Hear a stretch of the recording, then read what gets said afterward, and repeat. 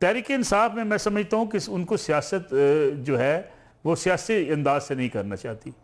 बिल्कुल दुरुस्त कहा राना साहब ने, उनको दहशतगर्द नहीं कहना चाहिए था, ठीक है, वफाकी वज़रा की तरफ से बयानबाजी आई जो सियासत में हमारे यहाँ बदकिस्मती से होती रहती है।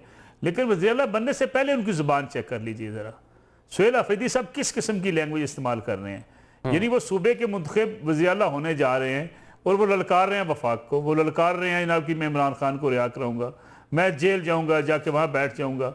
यानी आप इस मुल्क के निज़ाम को आप चैलेंज करें हर वक्त। यानी ये तारीख से अगर हम सबक न सीखें तो फिर हम क्या करें। इमरान खान साहब निकले जब कौमी असम्बली से अदम एतमाद के जरिए, उस वक्त की सियासत और आज की सियासत देख लीजिए, रत्ती बराबर आपको फ़र्क नज़र नहीं आएगा। कभी पाकिस्तान बंद करेंगे, कभी सिविल नाफरमानी की तहरीक चलाएंगे।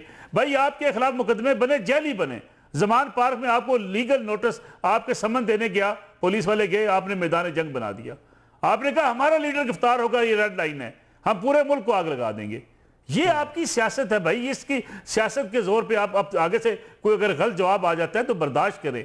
आगे से अगर आपके ऊपर कोई इल्जाम तराशी की जाती है वो इस रद्द अमल में है। क्या मुस्लिम लीग नवाज की लीडरशिप पकड़ी गई, पूरे मुल्क को आग लगाने की बात की गई? पीपल्स पार्टी जेलों में रही, किसी ने मुल्क को आग लगाने की बात की? 11-14 साल जरदारी साहब जेल में रहे, किसी ने कहा सिविल नाफरमानी की तहरीक चला देंगे, पूरा मुल्क बंद कर देंगे?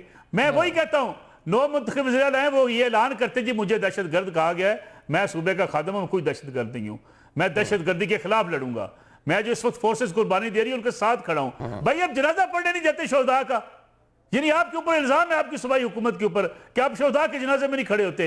यानी आप किस किस्म की दहशतगर्दी से जंग लड़ रहे हैं? शर्म नहीं आती इन लोगों को कि शाम को थानों में से बाहर निकल नहीं पाते, थाने बंद कर देते हैं, कार्रवाई चलाते हैं, तालिबान को भत्ता देते हैं और अपने आप को चैंपियन कहते हैं, दिलेर और बहादुर कहते हैं।